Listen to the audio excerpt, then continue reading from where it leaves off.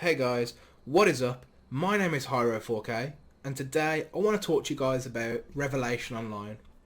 Revelation Online is going to be a free-to-play MMORPG developed by NetEase and published by My.com in Europe and North America.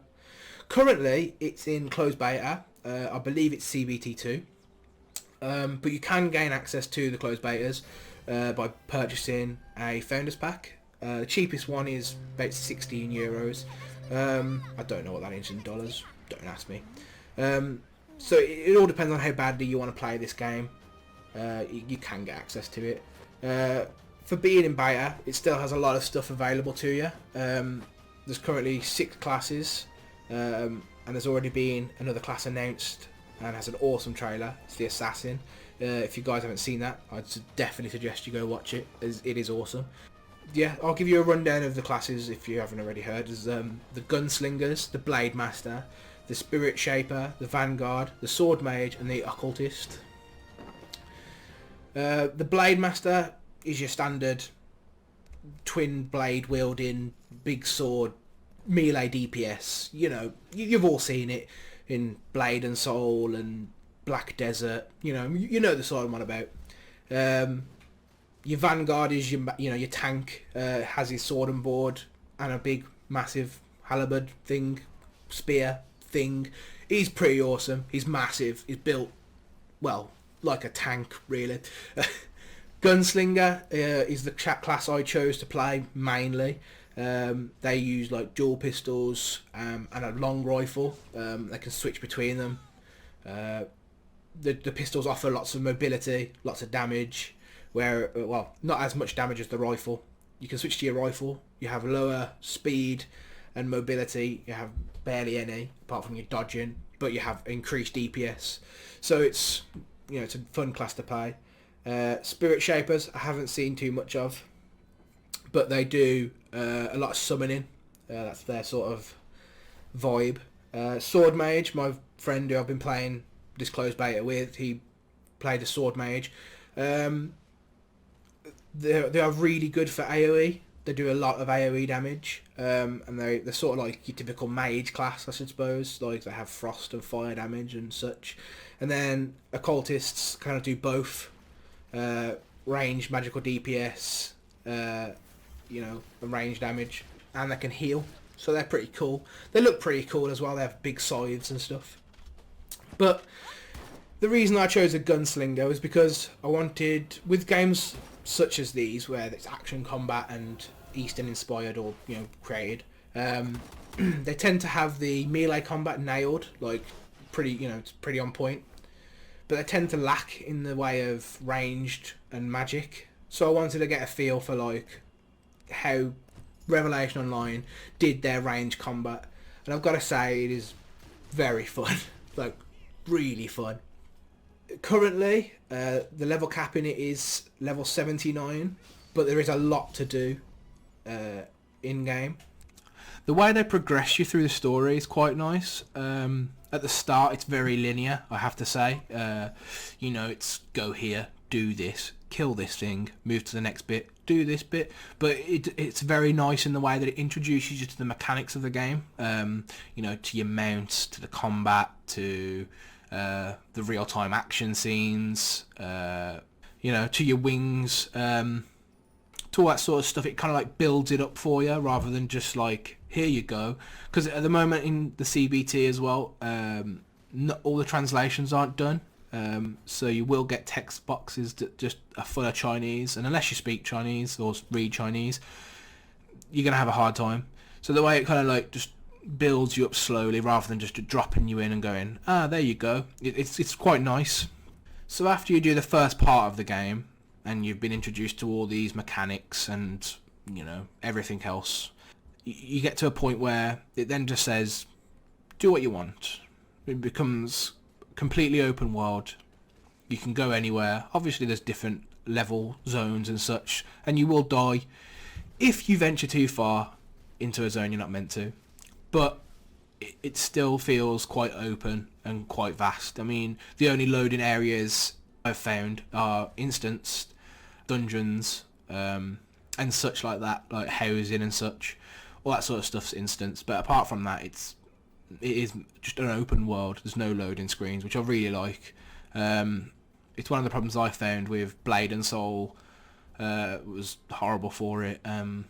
For being in closed beta, there is a lot to do. I mean, PvP, I like PvP. That's my thing. I like PvP. I mean, I do PvE. I don't mind doing raids and such. I've done raiding on WoW and such for a very long time. But I do like good PvP, especially in action combat MMOs. And Revelation Online has quite a bit of PvP. I mean, there's like open world PvP. There's instanced arenas, like 1v1s, 3v3s. There's battlegrounds, 10v10s, 20v20, 30v30. Guild battles that can be 30v30 or 50v50. Open world aerial combat. So you have to use your wings, which is pretty cool, and it's a complete clusterfuck at the moment, but it's fine. Like it's just something new and it's really cool. There's open world castle sieging, which has no limit to how many people can be in it, so there could be hundreds and hundreds of people versus hundreds and hundreds of people. But that also does incorporate PvE elements, like having to capture things and kill certain NPCs and such, all of which I really like. The combat in it feels really good. At times it can feel static, especially as a ranged, where you have to rely on casting your abilities. But as a melee, it's spot on. It's really good combat. It feels very impactful and fluid. The movement in it's really nice. The dodging, everything feels lovely. Even just running around in the world feels lovely, because you can jump up right into the air and glide around, or you can get on your mount, run across the ground. You can get wings and fly limitlessly. There's no limit. You can just, wherever you want to go, you go. Or of course, if you're completely lazy, then there's portals as well, so you can take teleports to anywhere. You can get items to teleport you, so you don't even have to go to a town to teleport. And there's also auto pathing, which is quite nice, because you click where you want to go, or on a quest or whatever, and it'll put you on your fastest mode of transport, which will either be wings, or if you haven't got wings yet, it'll be your horse or your mount. Or if you haven't got a mount, then it'll be running.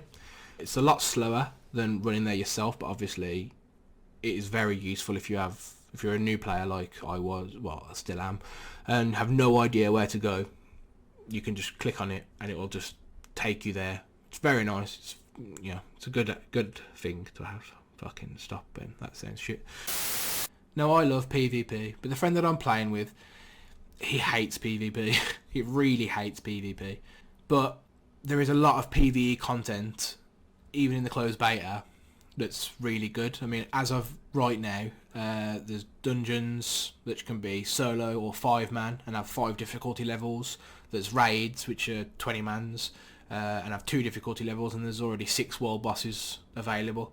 So there's lots to do in terms of PvE content, and the grind itself, getting to level cap doesn't feel that much of a grind. I mean, I think it took about 2 hours and I was level 30 already, which I know is no end, not even halfway, but if you've ever played like vanilla WoW back in the day, that's a big step. Like that's an easy grind.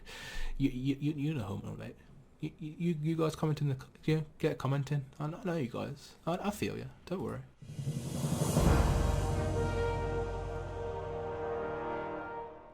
But I want to get back to talking about the movement, because as I said earlier, it does feel really nice, just moving around in the world of Revelation Online.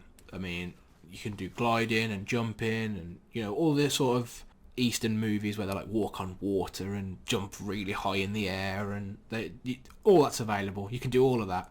The only thing that I didn't like about the movement, and it took me a few hours to figure out until I realised that you could turn it off, is there is an incredible lean.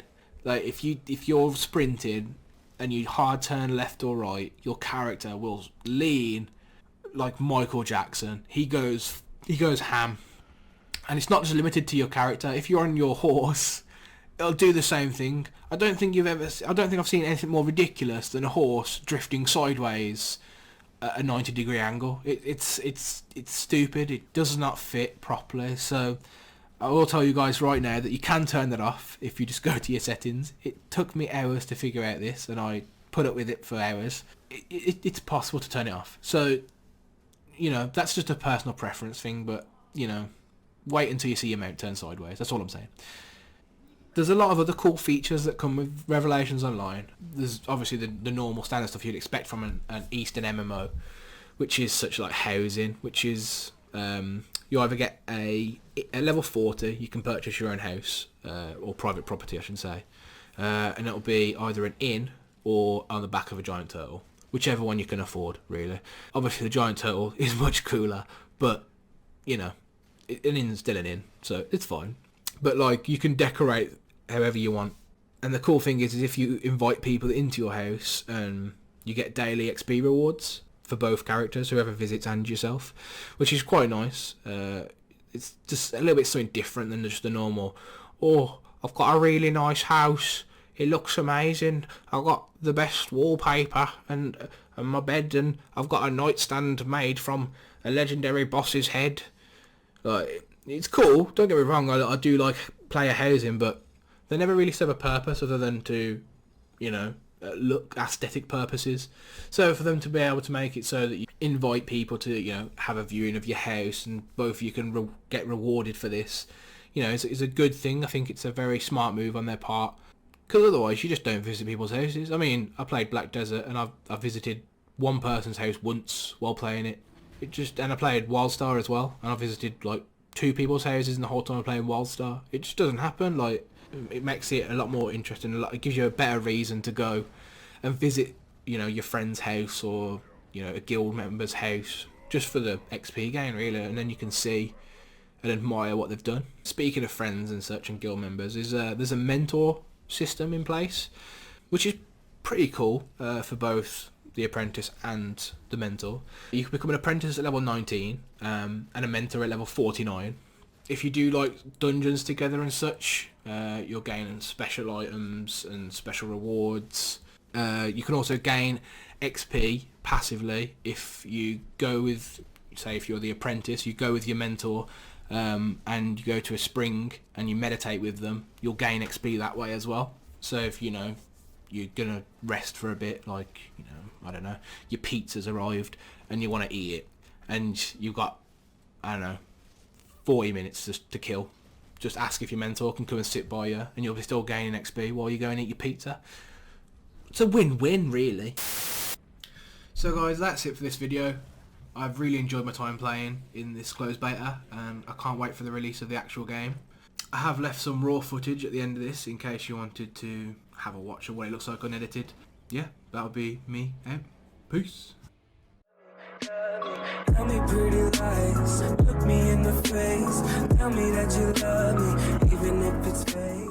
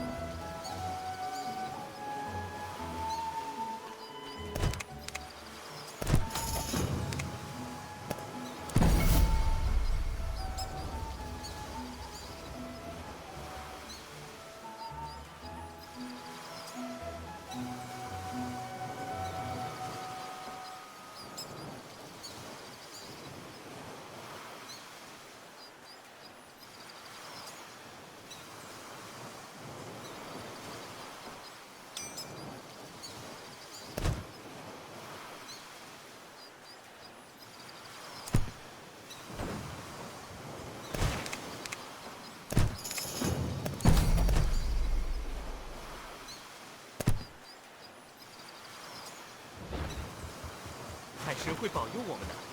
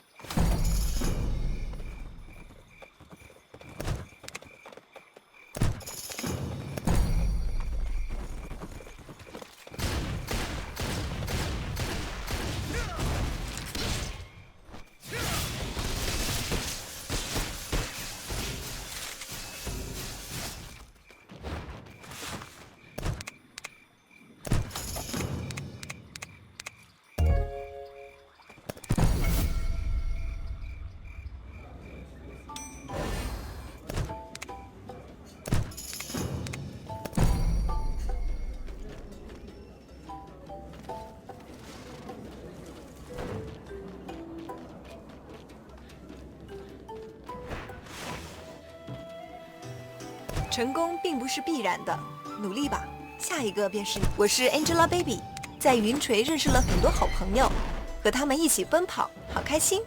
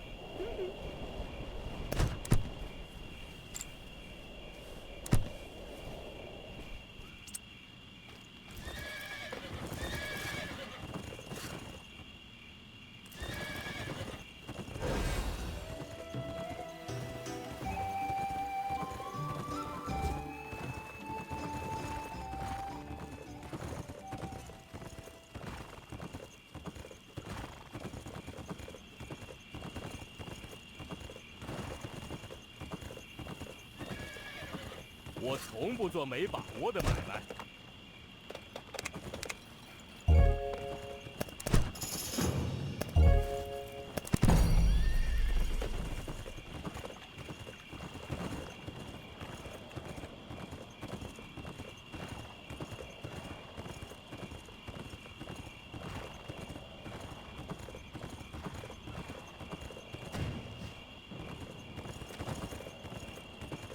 话说千年之前，圣魔作乱，那是血流成河呀。哦，这圣魔本是玄水天才祭司营召唤出来的。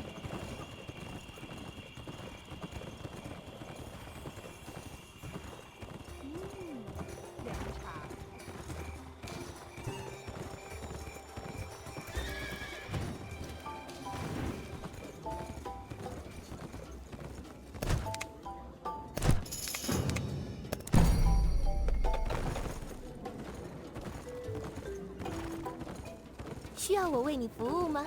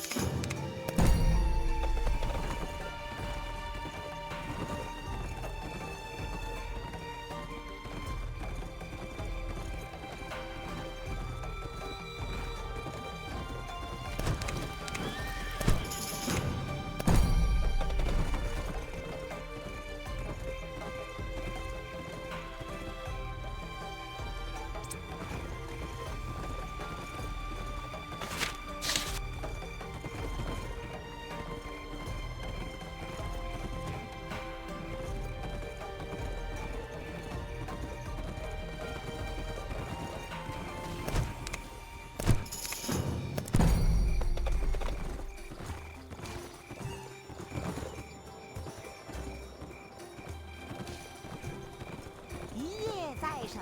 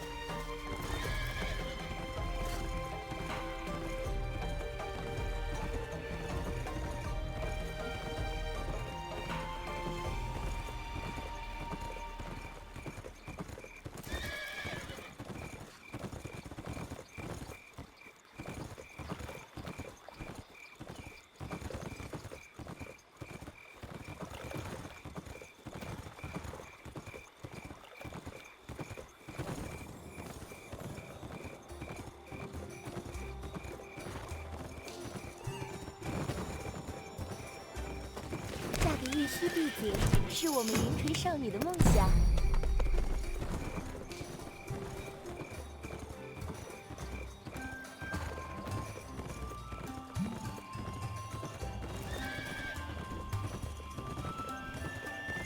小心！